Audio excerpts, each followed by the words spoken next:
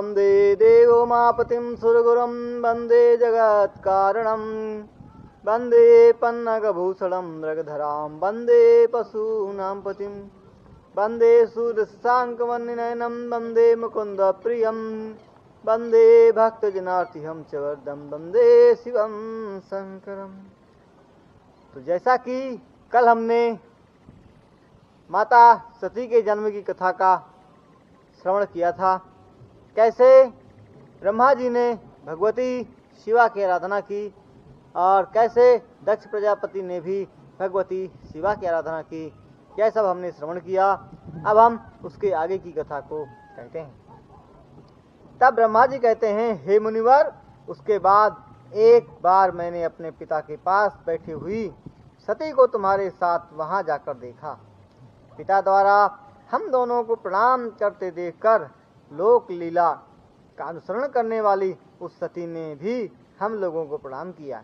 उसके प्रणाम करने के बाद जब दक्ष ने आसन दिए तो मैं और तुम दोनों बैठे। उस विनम्र सती की ओर देखकर मैंने उनसे कहा, जो तुमने चाहते हैं और जिन्हें तुम चाहती हो, उन सर्वज्ञ जगदीश्वर को तुम पति रूप में प्राप्त करो। जिसने दूसरी पत्नी को कभी ग्रहण नहीं किया और ना ग्रहण करता है और ना कभी ग्रहण करेगा, वह तुम्हारे योग्य है। उनके जैसा संसार में कोई नहीं है, वे ही तुम्हारे पति होंगे। ऐसा कहकर दक्ष प्रजापति के घर में उसका सत्कार किया। ऐसा कहकर दक्ष प्रजापति के घर में बहुत देर तक रहकर दक्ष द्वारा विदा करने पर ब्रह्मा और नारद अपने स्थानों को गए। यह सुनकर दक्ष अत्यंत प्रसन्न तथा निश्चिंत हो गई और अपनी कन्या को परमेश्वरी जानकर उसका सत्कार किया। अपनी इच्छा से मनुष्य का रूप धारण करने वाली भक्तवत्सल उमा ने कुमार अवस्था में किरणाएं दिखलाकर उस अवस्था को पार किया। वह बचपन को बिताकर जवानी की ओर बढ़ने लगी। अत्यंत तपस्या के प्रभाव से वह सर्वांग सुंदरी थी। लोकेश दक्ष उसे देवती देखकर चिंतित हुए कि उसे शिव जी को कैसे दिया जाए।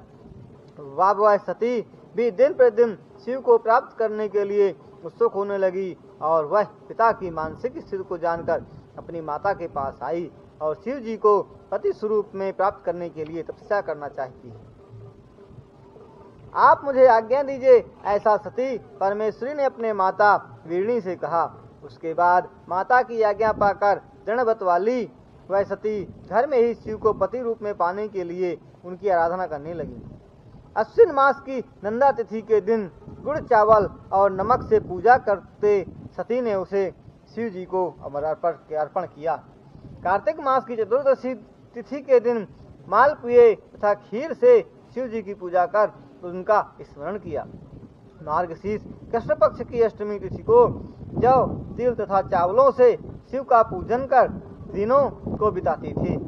पौष मास की शुक्ल सप्तमी की रात को जागरण कर दूसरे दिन प्रातःकाल वह सती खिचड़ी से शिव जी की पूजा करती थी। माघ मास में पूर्णिमा को रात को जागरण कर गीले वस्त्र धारण कर शिव जी का पूजन किया करती थी। फाल्गुन मास की कृष्ण चतुर्दशी को रात्रि में जागरण कर विशेष कर बिल्वपत्र से पूजा करती थी। चैत्र शुक्ल चतुर्दशी को पलाश और दोना के फूलों से शिव जी का पूजन किया करती थी।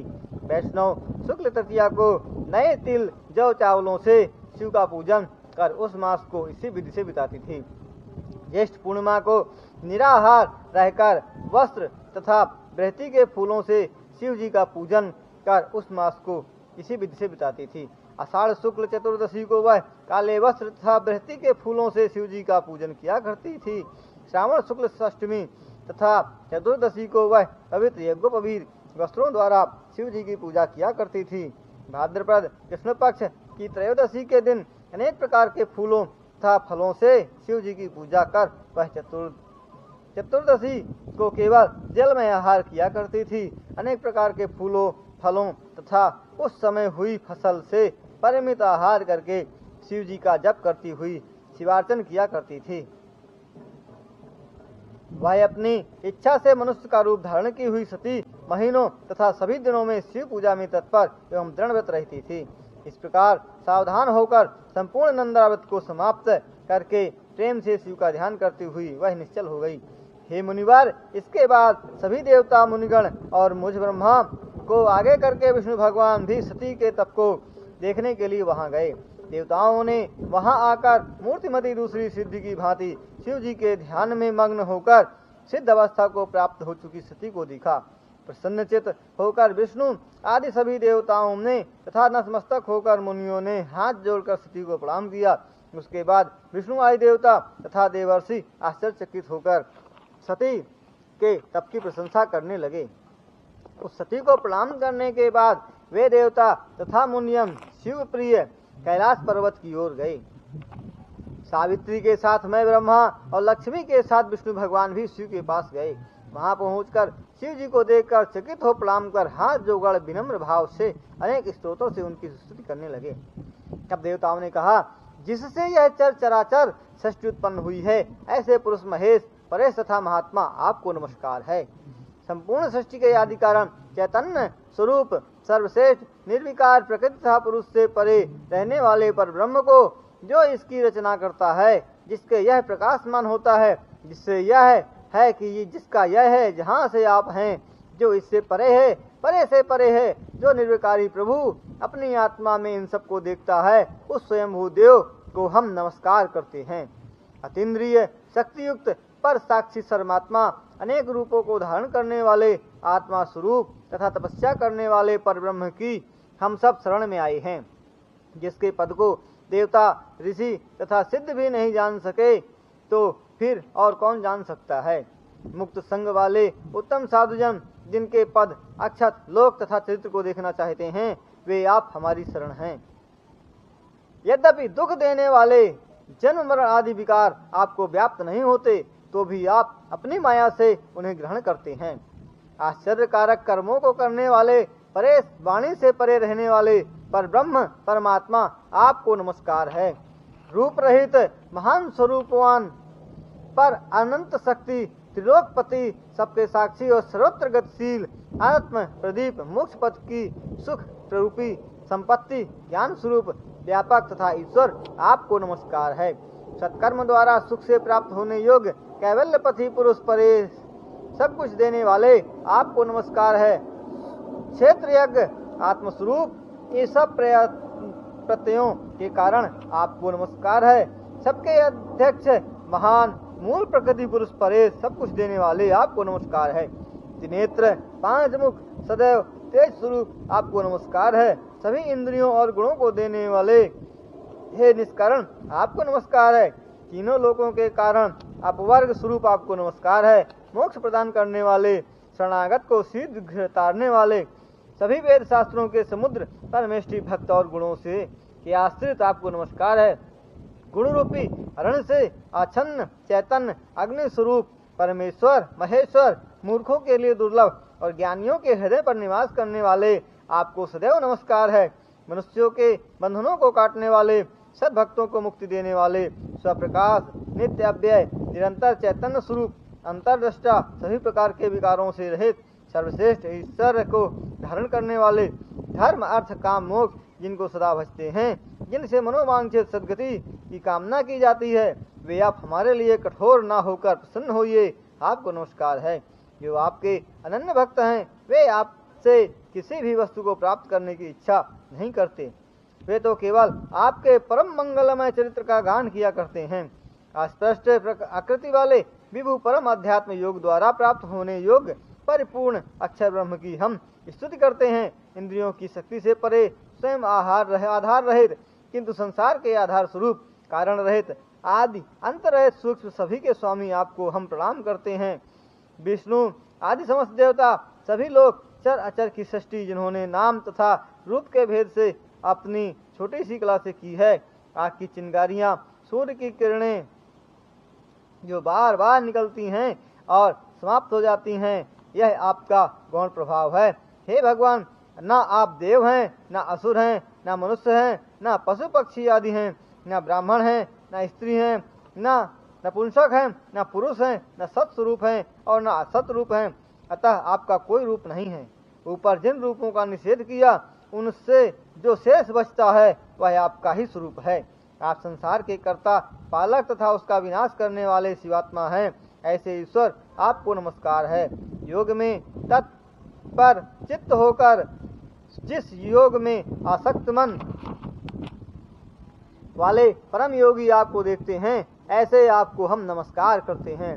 हे असही वेग, तीनों शक्तियों के समय तीनों गुणों से युक्त शरणागतों के रक्षक, समस्त शक्ति संपन्न आपको नमस्कार है। हे दुर्गेश, विषय वासनाओं में आसक्त आत्मा वाले जो आपको प्राप्त नहीं कर सकते, किंतु यदि वे आपके भक्त हैं तो आप उनके भी उद्धार करने में तत्पर रहते हैं। अतः गुप्त शक्ति संपन्न आपको नमस्कार है। मूर्ख पुरुष जिनकी माया से मोहित होकर अपने को पहचान नहीं पाते, ऐसे अकथनीय महात्मा वाले हे महाप्रभु, हम आपको प्रणाम करते हैं। तब ब्रह्मा जी कहते हैं, विष्णु आदि देवता इस प्रकार महादेव जी की स्तुति करके भगवान शिव जी के सामने भक्तिपूर्वक सिर झुकाकर बैठ गए। इस प्रकार शिव महापुराण में रुद्र संहिता के अंतर्गत नंदाव्रत विधान शिव स्तुति निवर्णन नामक 15वां अध्याय समाप्त हुआ। तब ब्रह्मा जी कहते हैं, विष्णु आदि देवताओं द्वारा की गई स्तुति को सुनकर सृष्टिकर्ता भगवान शिव जी अत्यंत प्रसन्न हुए और अपनी पत्नियों के साथ ब्रह्मा तथा विष्णु को देखकर यथोचित बातें करके उनके आने का कारण पूछा। तब रुद्र जी कहते हैं, हे ब्रह्मा, हे विष्णु, हे देवताओं, हे मुनिजनों, निर्भय होकर कहिए कि आज आप लोगों का यहाँ आने का ठीक ठीक कारण क्या है। आपकी स्तुति से प्रसन्न होकर मैं सुनना चाहता हूँ कि आप लोग यहाँ किस लिए आए हैं और आपका क्या कार्य है। ब्रह्मा जी ने कहा, समस्त लोकों के पितामह मुझसे जब शिव जी ने ऐसा पूछा, तब हे मुनिवर, विष्णु जी द्वारा प्रेरित मैं ने शिव जी से कहा, हे देवदेव, करुणा सागर प्रभु महादेव जी, हम दोनों देवताओं तथा ऋषियों के साथ आपके पास जिस लिए आए हैं उसे सुनिए। हे बृहस्पतिध्वज, हम लोग सहायता के इच्छुक हैं, अतः आप मुख्य रूप से आपके लिए ही आए हैं। आप यदि सहायता नहीं करेंगे तो संसार की रचना नहीं हो सकेगी। हे महेश्वर, कुछ असुर ऐसे पैदा होंगे जो मेरे द्वारा मारे जाएंगे। कुछ असुरों को विष्णु जी मार सकेंगे और कुछ को आप मार सकेंगे। हे महाप्रभु, कुछ आपके वीर से उत्पन्न आपके पुत्र द्वारा मारे जाएंगे, कुछ असुर आपकी माया शक्ति द्वारा मारे जा सकेंगे। हे शिव जी, आपकी ही कृपा से देवताओं को उत्तम सुख की प्राप्ति हो सकती है। घोर असुरों का वध करके आप ही संसार को स्वस्थ और निर्भय कर सकते हैं। आज जब आप सदा राग द्वेष से रहित होकर योग में ही तत्पर रहेंगे और सबके प्रति दया ही करते रहेंगे, तो आप किसी का वध नहीं कर सकते। हे ईश, बिना उसका वध किए कैसे सृष्टि होगी और कैसे उसका पालन हो सकेगा। अतः हे बृहस्पतिध्वज, आपको प्रतिदिन सृष्टि कार्य में सहयोग देना चाहिए।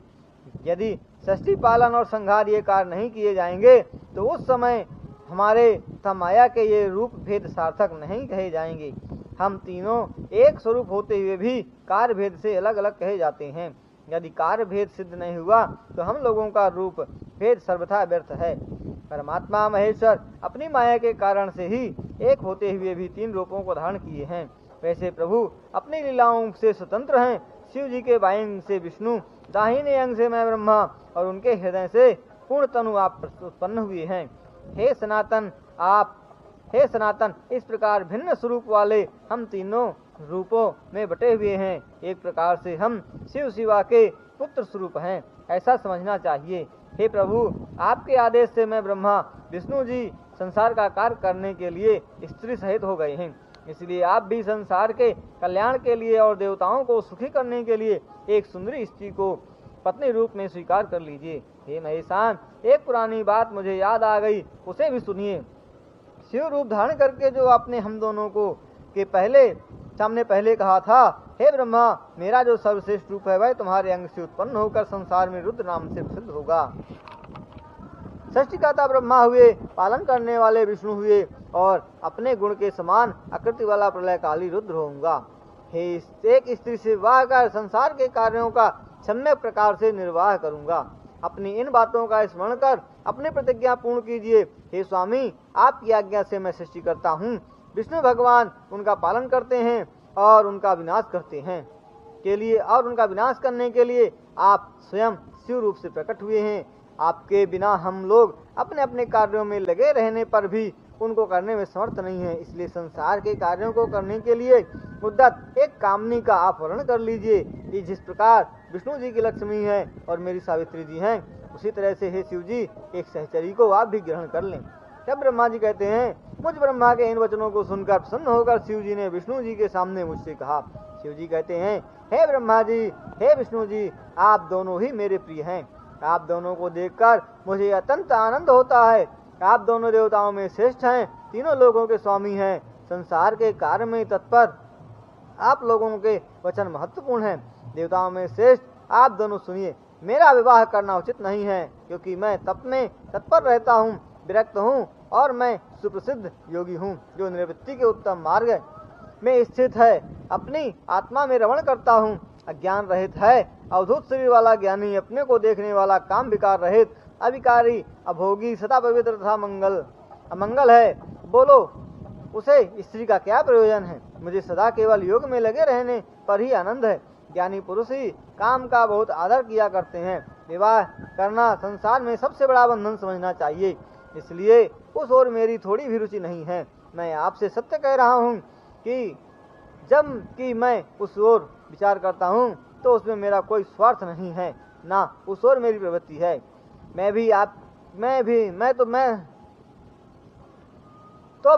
आपकी उस बात को स्वीकार करूंगा जिससे संसार का हित हो। आपके वचनों की गरिमा को स्वीकार करके अथवा आपके आदेश का पालन करने के लिए मैं विवाह कर लूंगा, क्योंकि मैं सदैव भक्त के अधीन रहता हूँ। हे विष्णु जी, हे ब्रह्मा जी, मेरी प्रतिज्ञा को सुनिए। मैं वैसी कांता को स्वीकार करूंगा जो मेरे विभाग युक्त तेज को ग्रहण करने में समर्थ हो। उसे मेरी स्त्री होने के लिए प्रेरित करो, जो योगिनी भी और कामनी भी हो, अर्थात जब मैं योग में रमण करूं तब वह योगिनी हो जाए, और जब मैं कामक्ष हूं तो वह मेरे साथ कामनी हो जाए।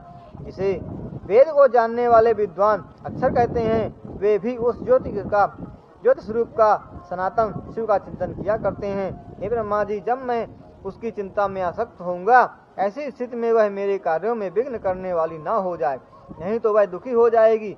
आप विष्णु और ब्रह्म रूपी शिव के अंश से उत्पन्न हुए हैं, अतः उनका प्रतिक्षण ध्यान करना उचित ही है। हे कमलासन, उस चिंता के बिना जिस प्रकार मैं विवाह करके रह सकूं, इनके लिए मेरी इच्छा के अनुसार व्यवहार करने वाली पत्नी को मुझे बतलाओ।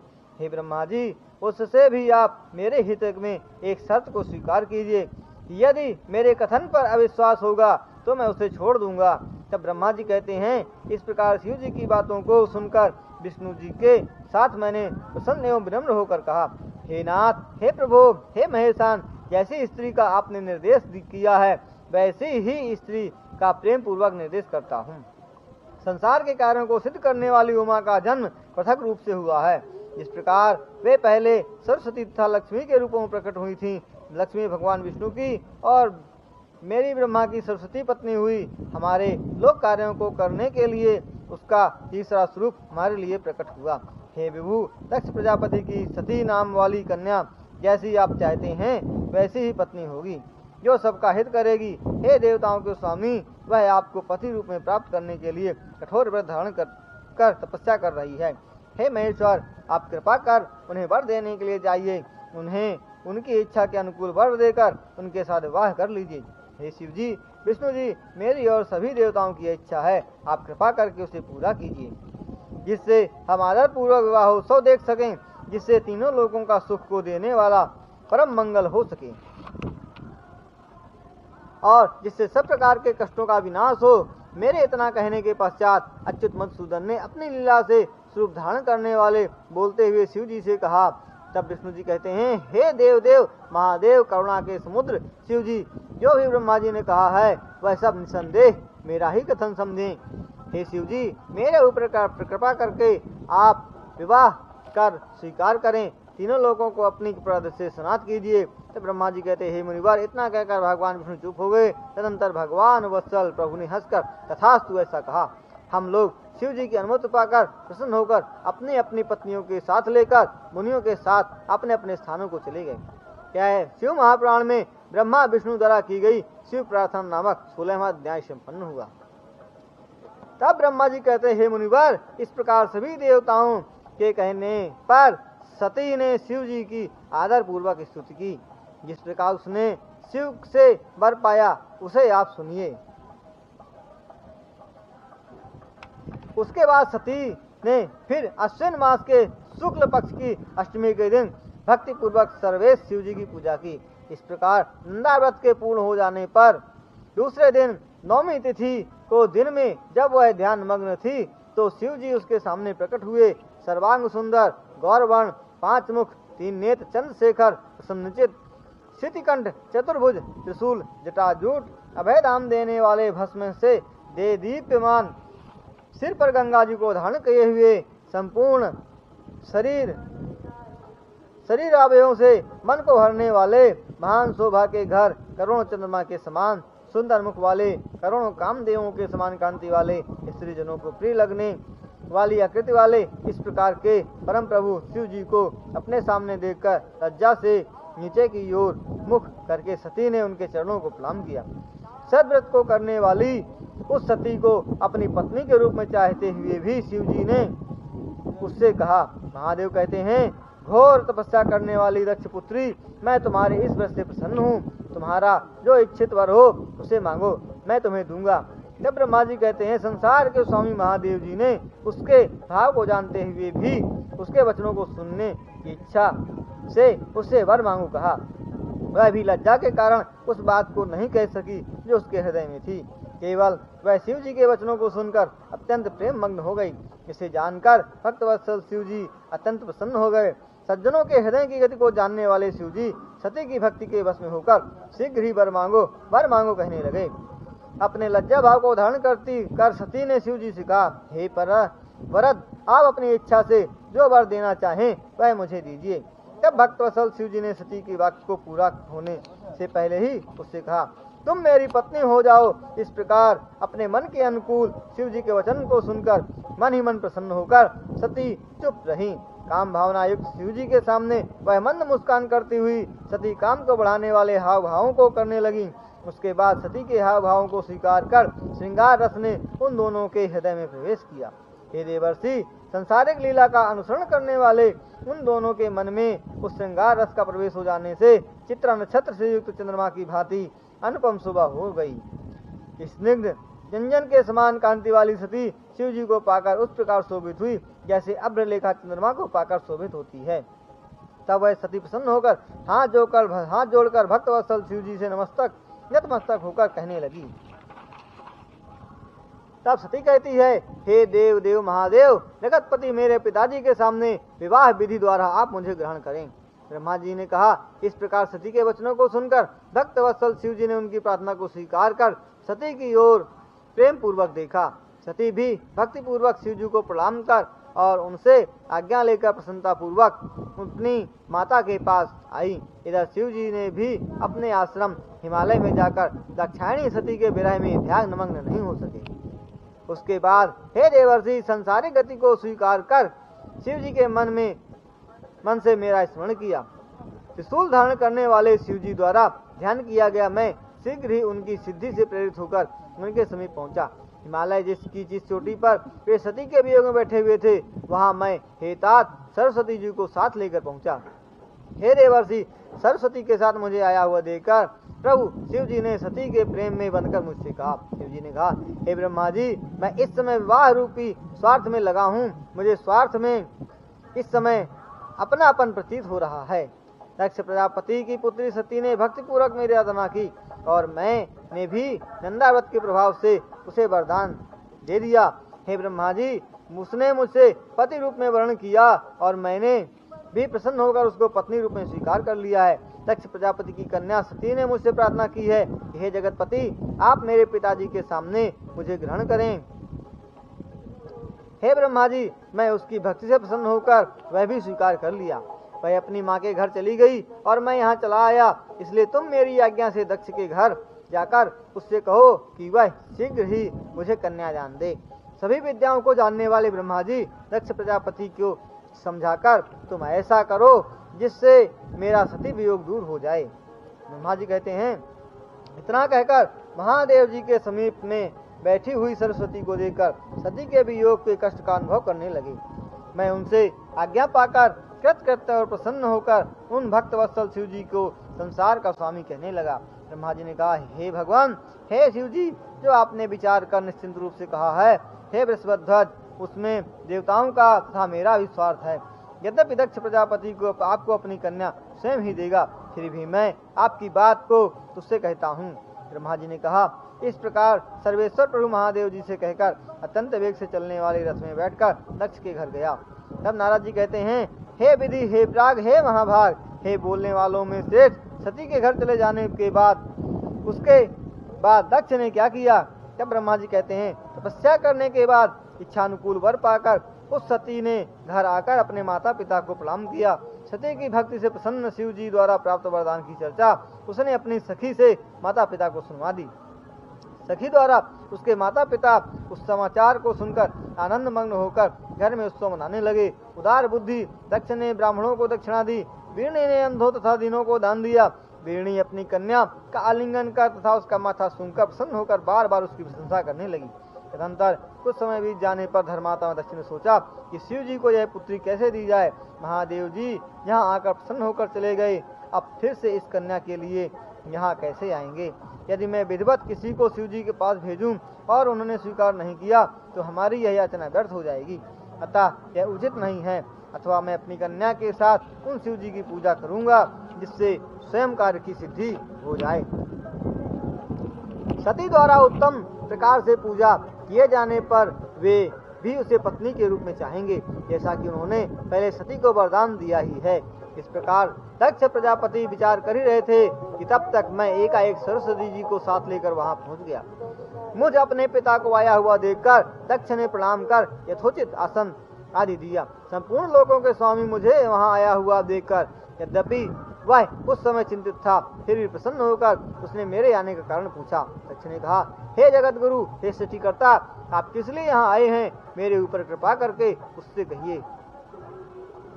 हे सृष्टिकारक, आप मेरे संदेह से अथवा किसी कारण से यहाँ आए हैं और मैं आपके दर्शनों से अत्यंत प्रसन्न हूँ। तब ब्रह्मा जी कहते हैं, हे मुनिवर, मेरे पुत्र दक्ष द्वारा ऐसा पूछे जाने पर उसे आनंदित करते हुए मैंने उनसे कहा, हे दक्ष, मैं जिस लिए तुम्हारे पास आया हूँ उसे सुनो। तुम्हारी संतान का हित चाहना तुम्हारा और मेरा कर्तव्य है। तुम्हारी पुत्री ने जगतपति महादेव की आराधना कर जो वर मांगा उसका समय आ गया है। शिव जी ने तुम्हारी कन्या को प्राप्त करने के लिए मुझे शीघ्र तुम्हारे पास भेजा। इस अवसर पर तुम्हें जो उत्तम कार्य करना हो उसे कर डालो। शिव जी जब से उसे वर देकर गए हैं तब से वे तुम्हारी कन्या के वियोग में सामान्य रूप से सुखी नहीं हैं। जो कामदेव अपने पुष्पमय बाणों को चलाकर और अनेक प्रयत्न करके भी जिस शिव जी को नहीं जीत सका, वे शिव काम बाण से पीड़ित होकर अपने चिंतन को छोड़कर केवल सती की चिंता में सामान्य पुरुष की भांति मग्न है। पुरानी अपनी बात को भूलकर गणों के सामने उसके अभाव में सती कहाँ है कह रहे हैं, हे पुत्र, पहले जो मैंने तुमने कामदेव ने मारीच आदि मुनिवरों ने चाहा था वह आज सिद्ध हो गया। पहले तुम्हारी पुत्री ने शिव जी की आराधना की, अब वे उसे प्राप्त करने के लिए उसका ध्यान करने के लिए करते हुए हिमालय पर निवास कर रहे हैं। जिस प्रकार सती ने अनेक प्रकार के भावों से शिव जी की आराधना की, उसी प्रकार शिव जी उसकी आराधना कर रहे हैं। इसलिए शिव जी के लिए जिस कन्या को आपने उत्पन्न किया उसे समर्पित कर तुम कृतार्थ हो जाओ। मैं नारद के साथ उन्हें तुम्हारे घर ले आता हूँ और तुम उन्हें दे डालो। ब्रह्मा जी ने कहा, मेरे इन वचनों को सुनकर मेरा पुत्र दक्ष अत्यंत प्रसन्न होकर कहने लगा, आपने जो कहा था वह सब मुझे स्वीकार है, हे मुनिवर। उसके बाद मैं अत्यंत प्रसन्न होकर वहां गया जहाँ संसार की ओर प्रवत शिव जी उत्सुक होकर बैठ गए। हे नारद, मेरे जाने के बाद दक्ष प्रजापति अपनी स्त्री तथा पुत्री के साथ अमृत से भरे हुए के समान सबल मनोरथ हो गए। इस प्रकार शिव महापुराण में सती वर प्राप्ति नामक 70वां अध्याय संपन्न हुआ। तब नारद जी कहते हैं, हे तात, आप शिव जी के समीप गए, उसके बाद शिव जी ने क्या चित्रण किया, क्या बात कही? ब्रह्मा जी कहते हैं, उसके बाद प्रसन्न होकर हिमालय पर्वत पर स्थित परमेश्वर महादेव जी को लेने के लिए गया तो समस्त संसार की सृष्टि करने वाले मुझे आता हुआ देखकर शिव जी सती के मिलने के बारे में संदेह करने लगे। उसके बाद शिव जी अपनी लीला से लोक व्यवहार का आश्रय लेकर सती की भक्ति से प्रेरित होकर सामान्य व्यक्ति की भांति मुझे कहने लगे। शिव जी ने कहा, हे ब्रह्मा जी, आपके पुत्र ने मुझे सती को देने का संबंध में आपसे क्या कहा, जिससे मेरा हृदय काम पीड़ा से फट ना जाए। हे सुर ज्येष्ठ, मेरा यह बिछोह मेरे मन को सती की ओर शीघ्रता से ले जा रहा है और दूसरी पत्नी की मैं इच्छा भी नहीं करता हूँ। हे ब्रह्मा जी, मेरा सती से अवैध संबंध है, अतः जिस प्रकार वह मुझे प्राप्त हो सके वह उपाय आप कीजिए। ब्रह्मा जी कहते हैं, लोकाचार शिव जी के इन वचन को सुनकर हे नारद मुनि, मैंने शिव जी को संतावना दी। ब्रह्मा जी ने कहा, सती को देने के लिए हे वृषभध्वज, मेरा पुत्र जो कह रहा है उसे आप अपना साध्य और सिद्धि कार्य समझो। उन्हीं के लिए उत्पन्न हुई अपनी कन्या को मैं उन्हीं को दूंगा, किंतु इस संबंध में मेरी यह इच्छा है कि मेरी पुत्री ने इसलिए आपकी आराधना की है। अब शिव जी भी जब मुझे ढूंढेंगे तब मैं अपनी कन्या उन्हें दूंगा। हे ब्रह्मा जी, शुभ लग्न तथा शुभ मुहूर्त में मेरे घर आए, तब मैं भिक्षा रूप में शिव जी को अपनी कन्या दान करूंगा।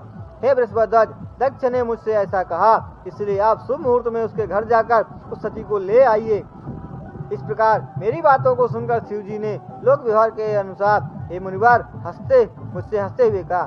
शिव जी ने कहा, मैं तुम्हारे और नारद के साथ उनके घर जाऊंगा। जगत के सृष्टा, तुम नारद का स्मरण करो। हे ब्रह्मा जी, अपने मारीच आदि मानस पुत्रों का भी स्मरण कीजिए। मैं उनके तथा अपने गणों के साथ दक्ष प्रजापति के घर जाऊंगा। ब्रह्मा जी ने कहा, लोकाचार में तत्पर शिव जी द्वारा आज्ञा पाकर मैंने नारद तथा मारीच आदि अपने मानस पुत्रों का भी स्मरण किया। मेरा स्मरण करने मात्र से तुम्हारे साथ मेरे मानस पुत्र भी प्रसन्न होकर शीघ्र आदर पूर्वक वहाँ उपस्थित हो गए। शिव जी के स्मरण करते ही परम माहेश्वर विष्णु जी शीघ्र लक्ष्मी जी के साथ अपनी सेना सहित गरुड़ पर बैठकर वहाँ आ गए। उसके बाद चैत्र शुक्ल पक्ष रविवार त्रयोदशी तिथि तथा पूर्वा फाल्गुनी नक्षत्र को शिव जी ने यात्रा की। ब्रह्मा विष्णु आदि सभी देवताओं तथा मुनिवरों के साथ मार्ग में जाते हुए शिव जी शोभित हो रहे थे। प्रसन्न चित्त से जाते हुए देवताओं तथा शिव गणों के मन में अत्यंत उत्साह हुआ।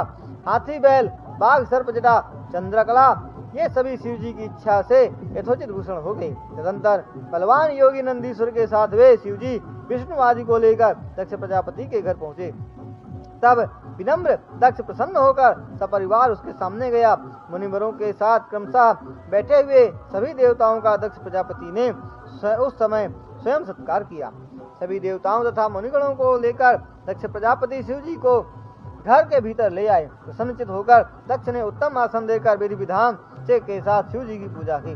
उसके बाद दक्ष ने ब्रह्मा विष्णु देवताओं तथा उनके गणों के साथ तथा ब्राह्मणों की भी उचित विधि से पूजा की। लोक पूज्य उन मानस मुनियों द्वारा उनकी यथोचित पूजा करके दक्ष ने उनका सत्कार किया। तब मेरे पुत्र ने अपने पिता मुझ ब्रह्मा को प्रणाम कर प्रेम पूर्वक कहा, इस विवाह के कार्य को आप ही पूर्ण कीजिए। मैं भी प्रसन्न होकर उनसे कहा, अच्छा, इस कार्य को मैं करूंगा। ऐसा कहकर संपूर्ण कार्य को मैंने पूरा किया। उसके बाद ग्रहों के बल से युक्त शुभ लग्न तथा शुभ मुहूर्त में दक्ष ने अपनी कन्या सती को प्रसन्नता पूर्वक शिव जी को दिया। शिव जी ने भी विवाह विधि द्वारा दक्ष पुत्री सती का पाणी ग्रहण किया। मैं ब्रह्मा, अन्य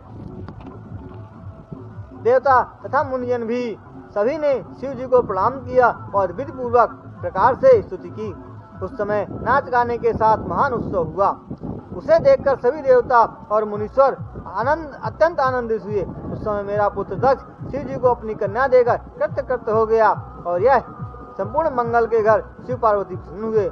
इस प्रकार शिव महापुराण के अंतर्गत कन्यादान वर्णक नामक 18वां अध्याय संपन्न हुआ।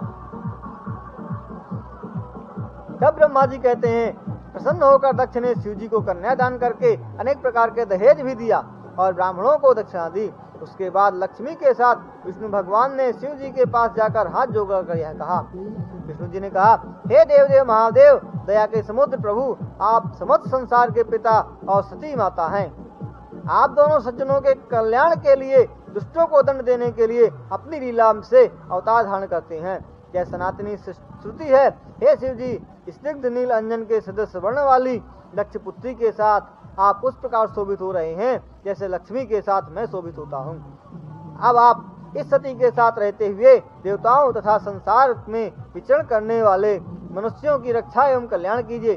हे प्रभु, जो इस सती को देखकर या इनके गुणों को सुनकर इसे प्राप्त करना चाहें, उसका आप वध करें, यही मेरी प्रार्थना है। ब्रह्मा जी ने कहा। इस प्रकार विष्णु भगवान के वचनों को सुनकर शिव जी ने हंसकर विष्णु जी से कहा, ऐसा ही होगा हे मुनिवर। उसके बाद विष्णु जी ने अपने स्थान पर आकर उत्सव कराया। उस चरित्र को किसी के सामने प्रकट नहीं किया। तदंतर सती के साथ मिलकर मैंने गुह्य सूत्र में कही गई विधि के अनुसार विधि पूर्वक हवन आदि किया तथा तब शिव पार्वती ने प्रसन्न होकर विधि पूर्वक मेरे आचार्य तत्व में ब्राह्मण की आज्ञा से अग्नि की प्रदक्षिणा की। हे नारद, नाच गाने के साथ वहाँ बहुत बड़ा उत्सव मनाया गया, जिसे देखकर सभी को सुख मिला। उस समय वहाँ एक आश्चर्यजनक घटना घटी, जिसे मैं तुमसे कहता हूँ। शिव जी की माया को कोई नहीं जान सका, अतः उसे देवता, मनुष्य, चर तथा अचर संसार सब मोहित हो गया। जो मैं पहले कपट द्वारा शिव जी को मोहित करना चाहता था, उस मुझे विष्णु जी को शिव जी ने अपनी लीला से मोहित कर दिया। जो पुरुष दूसरे का अपकार करना चाहता है, निश्चित उसी का अपकार हो जाता है। यह जानकर कभी किसी का अपकार नहीं करना चाहिए। जब सती अग्नि की परिक्रमा कर रही थी, तब उनके दोनों चरण वश से बाहर मुझे दिखलाई पड़े। हे नारद, उन्हें देखकर मैं शिव जी की माया से कामदेव के वश में होकर सती के अंगों की ओर देखने लगा। उत्सुकतावश जैसे जैसे उनके अंगों की ओर देखने लगा, वैसे वैसे मैं रोमांचित होकर काम पीड़ित हो गया। हे मुनिवर, इस प्रकार मैं पतिव्रता दक्ष कन्या को देखकर काम पीड़ित होकर उनके मुख को देखने की इच्छा करने लगा। मैं शिव जी से लज्जित होकर सामने से उनका मुख नहीं देख सका। वे भी लज्जा से युक्त होने के कारण कुछ मुख नहीं खोल रही थीं। उसके बाद सती जी का मुख देखने के लिए काम पीड़ित मैंने एक अच्छा उपाय सोचा। यहाँ खूब धुआं कर दिया जाए। पर्याप्त गीली लकड़ियाँ अग्नि में डाल दी और उसमें घी थोड़ा सा डाला, जिससे गीले द्रव्यों के उत्पन्न धुआं चारों ओर फैल गया और वेदी की आसपास की भूमि अंधकार युक्त हो गई। तब अनेक प्रकार की लीला करने वाले प्रभु शिव जी ने अपने हाथों से दोनों नेत्र ढक लिए। तब हे मुनि, काम पीड़ित मैंने वस्त्र को हटाकर संचित होकर सती के मुख को देखा। हे तात, मैं बार बार सती के मुख को देखा, फिर मैं इंद्रिय जनित विकार को प्राप्त हो गया। उसे देखने से बर्फ के सदृश मेरा वीर 4 बूंदी भूमि पर गिर गया। मैं शंका युक्त होकर चुप और आश्चर्यचकित हो गया। मैंने उस वीर को इसलिए ढक दिया जिससे कोई और जान न सके। उसके बाद भगवान शिव जी ने दिव्य दृष्टि से उसका ब्रह्मा जी का वीर स्खलित जानकर क्रोध से यह कहा। रुद्र ने कहा, हे पापी, तुमने यह नीच कर्म क्यों किया? जो मेरे विवाह में मेरी पत्नी का मुख प्रेम से क्यों देखा? क्या तुम यह समझते हो कि शिव जी इसे नहीं जानेंगे? संसार में ऐसा कौन सा कर्म है जो मुझे मालूम नहीं है? हे मूर्ख, तीनों लोकों में जो भी स्थावर जंगम रूप है, उन सब में मैं उस प्रकार रहता हूँ जिस प्रकार तिलों में तेल रहता है। तब ब्रह्मा जी कहते हैं, विष्णु प्रिय हैं जिनको ऐसे शिव जी मुझसे यह कहकर विष्णु के वचनों का स्मरण करते हुए अपने शूल से मारने के लिए तैयार हो गए। हे नारद, तब शिव जी ने मुझे मारने के लिए शूल उठा लिया तो मारीच आदि ऋषियों ने हाहाकार कर दिया। फिर सभी देवताओं तथा ऋषियों ने डर कर क्रुद्ध हुए शिव जी की स्तुति की। देवताओं ने कहा, हे देवदेव महादेव, शरणागत वत्सव, ईश महेश्वर, आप ब्रह्मा जी की रक्षा कीजिए। हे महेश, आप जगत के पिता हैं और सती जगत की माता है। हे प्रभु, ब्रह्मा विष्णु आदि देवता सभी आपके दास हैं। आप अद्भुत आकृति तथा लीला वाले हैं। आपकी माया भी आश्चर्यजनक है। जो आपके भक्त नहीं हैं, वे सभी उससे मोहित हो जाते हैं।